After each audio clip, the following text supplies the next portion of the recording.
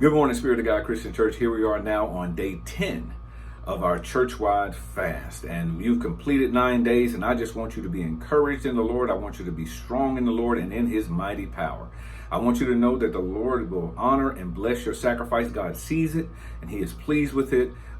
As we continue to offer up this just genuinely and sincerely to him, I want you to know that the Lord will always bless a sacrifice that we genuinely make towards him. I encourage you, please go to the church's website and app. Make sure that you're reading these scriptures for each day in its entirety as they have been laid out for you, because they'll bless you. There are other nuggets and pieces that are within it that I don't highlight on the video devotionals. I want to make sure I encourage you, and I thank you for allowing me to come into you because they encourage me as well. But let's make sure we're doing our due diligence and doing our duty by going and reading them in their entirety, and make sure we spend some time praying for one another in the Lord as well. So today I want to just highlight Daniel chapter 6 verse 18. Then the king went to his palace and passed the night fasting.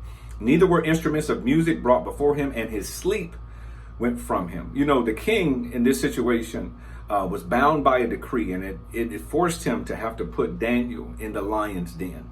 And so the king knew that it really wasn't right, but it was a decree. So he found himself in a tough position. He was tricked into the decree, and that's where the fraudulent piece was. And he really felt bad about it, but he was trying to honor what his duty was. And at the same time, he was really fasting and praying for Daniel. But here's the beauty of it. The only way that they were ever going to get Daniel in that lion's den was to do something that would come against his God, because they knew where Daniel would not compromise was when it came to something in regards to his God. And God covered him, God kept him, and God blessed him even in the lion's den, because what they forgot was that God is the one who makes the lion too. And I just need for you to be encouraged today that even though your enemies may try to set traps for you, even though your enemies may try to cause you to have a disconnect or have you disrespect your God, and you stand firm on who God is to you and who God is, that even though you may find yourself in a tough situation as a result of your stands for God, I want you to know that God still made everything around you,